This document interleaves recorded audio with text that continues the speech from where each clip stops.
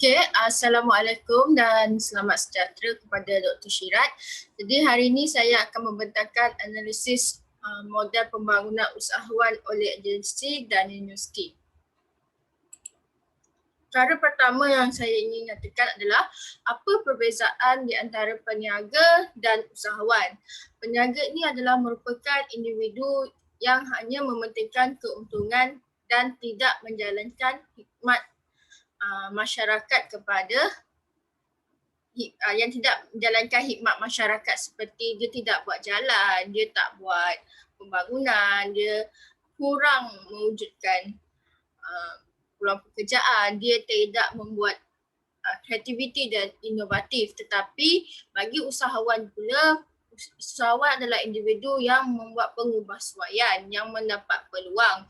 Usahawan juga merupakan individu yang membuat hikmat kepada masyarakat, seperti dia akan membina jaringan, membina jalan raya untuk menjalankan aktiviti perniagaan. Mengikut Ederson 2003, beliau menegaskan bahawa usahawan merupakan individu yang menguruskan pertumbuhan perniagaan. Manakala Norasmah 2010, sebuah negara didapati akan menjadi pesat serta membangun sekiranya memiliki ramai golongan usahawan. Terdapat 3 faktor kejayaan usahawan, iaitu satu adalah kemahiran mengurus perniagaan, kedua adalah kepimpinan dan ketiga adalah persekitaran. Usahawan yang berjaya, contohnya kita tengok kepada artis yang terkenal Nia Lofa. Dia merupakan seorang artis, seorang pengacara, namun dia juga seorang usahawan wanita berjaya bukan sahaja di Malaysia tetapi di peringkat dunia.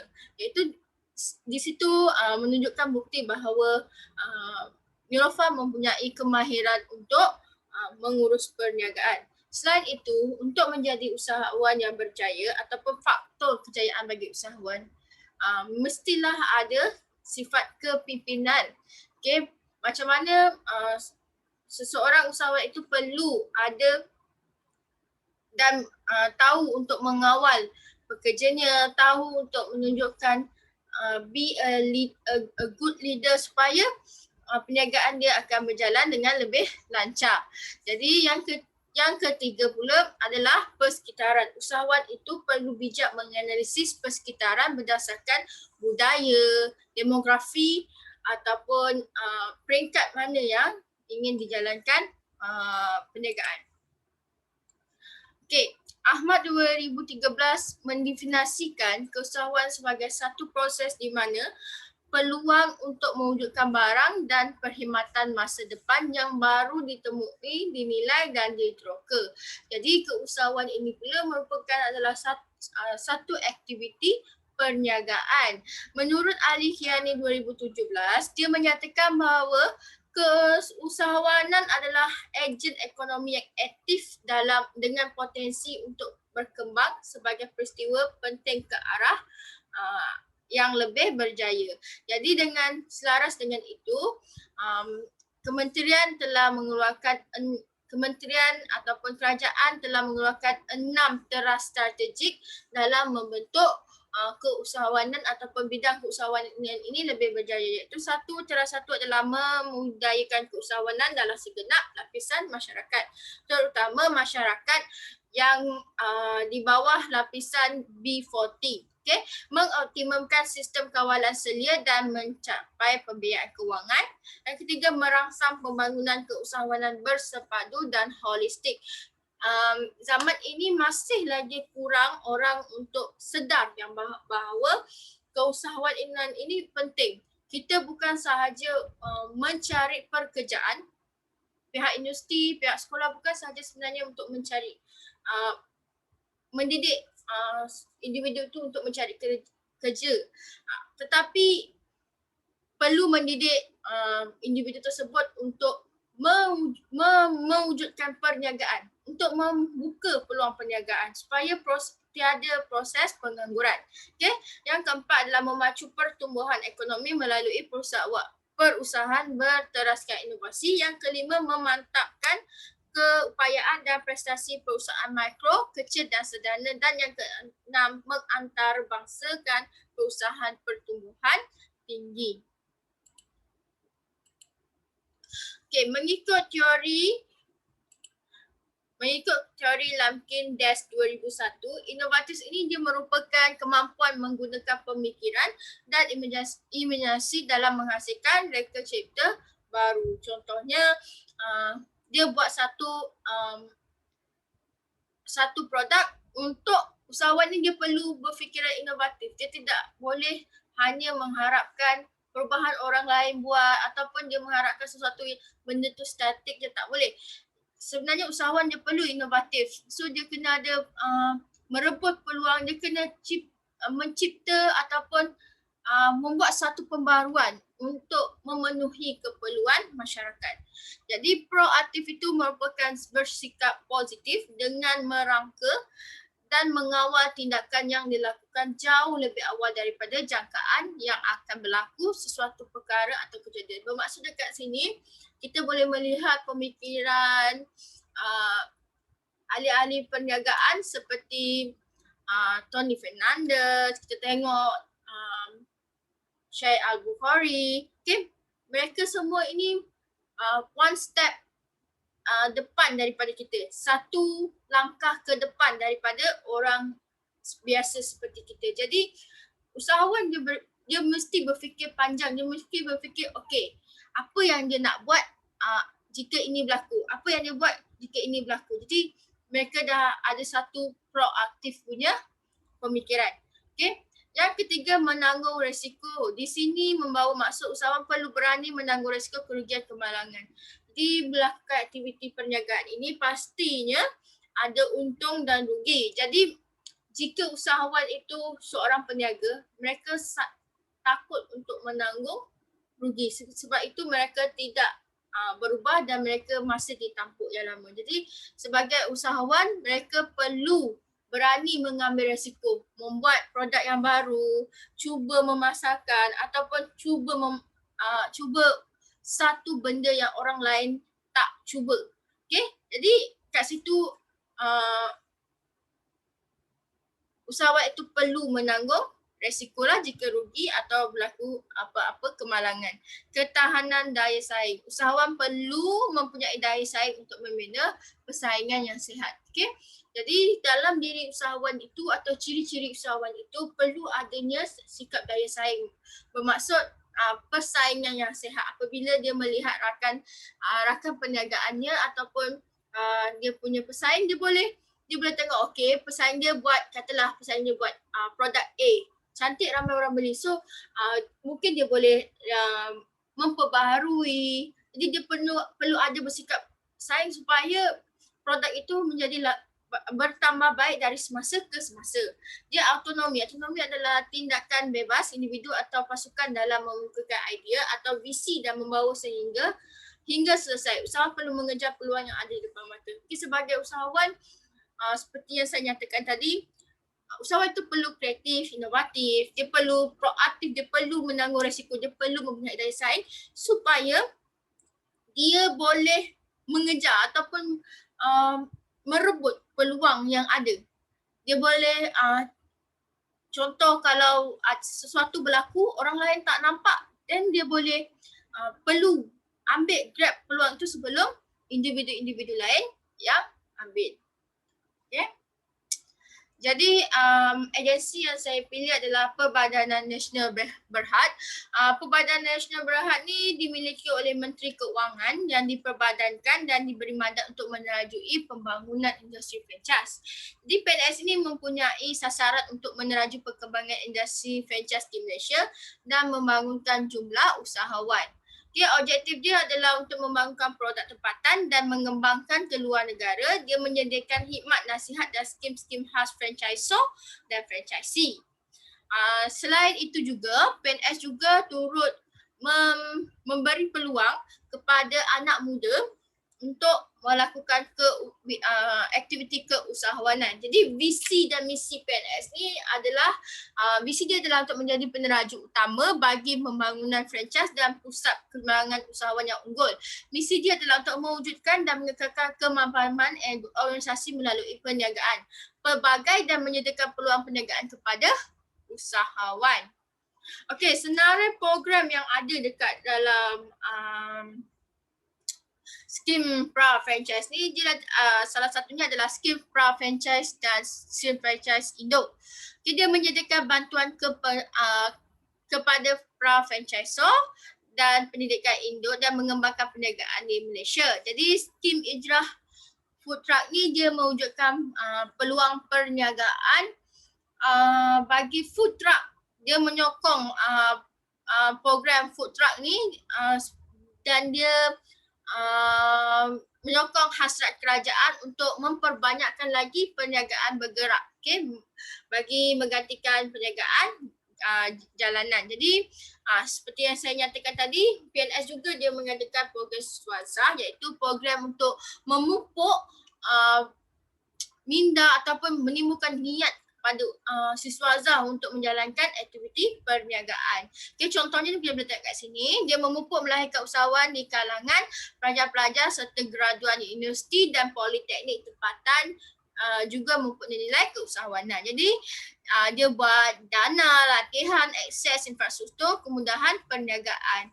Okay, dia ada buat, dia ada buat ejen pertukaran, iaitu mempromosikan minda keusahawanan di kalangan orang ramai. Okay? Jadi masyarakat masih kurang sedar akan kepentingan melakukan aktiviti perniagaan atau keusahawanan ini. Jadi dia mempromosikan, dia menanam minda kepada masyarakat tentang kepentingan ini. Kemudian dia buat penjanaan pendapatan, iaitu mencipta nilai kepada PNS melalui latihan, khidmat, nasihat dan lain-lain. Okey, universiti yang saya pilih adalah UiTM.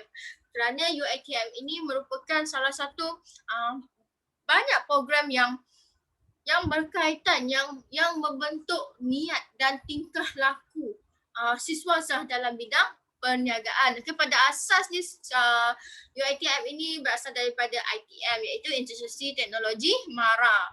Okay, dia dipimpin atau para pemimpin dewasa yang penuh visi, terutamanya bekas Perdana Menteri kedua, iaitu Allahyarham Tun Abdul Razak. Pada tahun 2000, pada 26 Ogos 1999, Yang Berhormat Perdana Menteri Malaysia pada waktu itu, Datuk Seri Mahathir telah mengumumkan bertukarnya ITM kepada UiTM. Sedikit sejarah tentang UiTM.